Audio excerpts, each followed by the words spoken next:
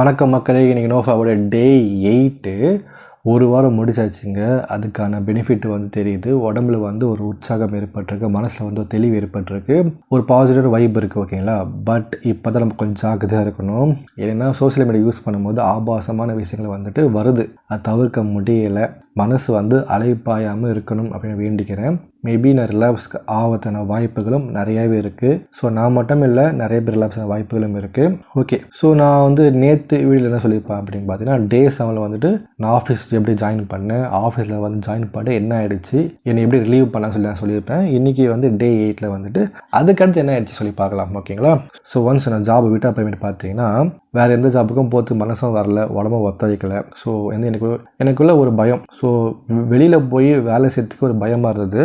ஒருத்தன் கீழே வேலை செய்ய முடியல. அவங்க ரொம்ப பர்ஃபார்மன்ஸ் எதிர்பார்க்குறாங்க, ரொம்ப ப்ரெஷர் போடுறாங்க. அவங்க கொடுக்க கொஞ்சோண்டு சம்பளத்துக்கு ஏகப்பட்ட வேலையை வாங்குறாங்க. ஓகே, நம்மளால் சுத்தம் முடியல. ஏன்னா நம்மளுக்குள்ள உடம்புல எனர்ஜி எல்லாத்தையும் நான் ட்ரெயின் பண்ணிட்டேன். அவங்களுக்குள்ள ஒன்று முடியலைங்க என்னால். ஸோ நான் நெக்ஸ்ட் என்ன பண்ணேன்னா, என் ஃப்ரெண்ட்ஸோட சேர்ந்து நான் பிஸ்னஸ் பண்ண ஆரம்பித்தேன். ஸோ பிஸ்னஸ் பண்ண ஆரம்பித்தேன். ஒரு 2-3 மாதம் நல்லா தான் போச்சு. பட் என் ஃப்ரெண்ட்ஸை என்னை ஏமாற்றிட்டாங்க.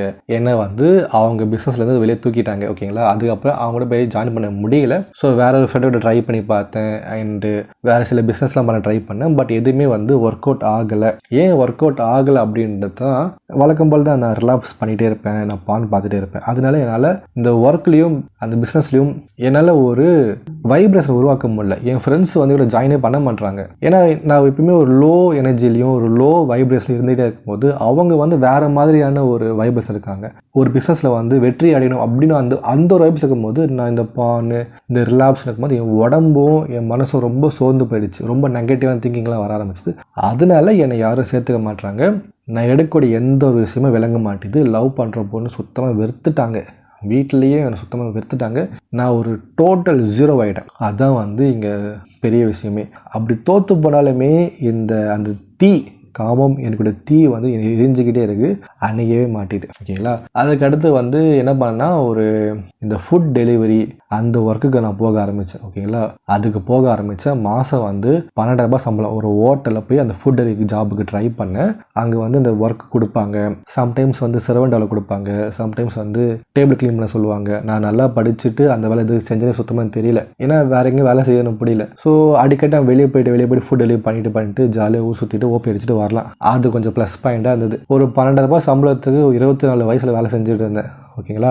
இதெல்லாம் எதுக்காக உங்கள்கிட்ட சொல்கிறேன்னா, ஒரு நல்ல வேலை கிடச்சியும் அதுக்கான பர்ஃபார்மன்ஸ் பண்ணியும் அங்கே ரிலாக்ஸ் ஆகிட்டே இருந்ததுனால அந்த எனர்ஜியும் பர்ஃபார்மன்ஸும் எல்லாமே ட்ரெயின் ஆகி ஒரு கரும்பில் கூடிய சாரை உறிஞ்சிட்டோம் அப்படின்னா அந்த கரும்புக்கு வேல்யூவே கிடையாது. அது மாதிரி உடம்புல கூடிய அந்த எனர்ஜியை வெளியேற்றிக்கிட்டே இருந்தோன்னா அந்த உடம்புக்கு வேலையே கிடையாது. அந்த உடம்புக்கு வேல்யூவே கிடையாது. அப்படிங்கும்போது அந்த உடம்புல எதுவுமே பண்ண முடியாத போது எனக்கு யாரும் வேலை தர மாட்டாங்க, எங்கேயும் ஜாயின் பண்ண முடியல. அதனால ஏதோ ஒரு வேலைக்கு போய் ஜாயின் பண்ணி உக்காந்துட்டேன். அது ஒரு 6 மாதம் பண்ணிட்டு இருந்தேங்க.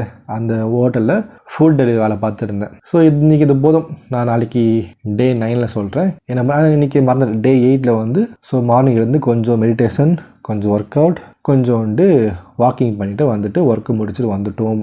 நாளைக்கு டே 9 பார்க்கலாம். நன்றி, வணக்கம்.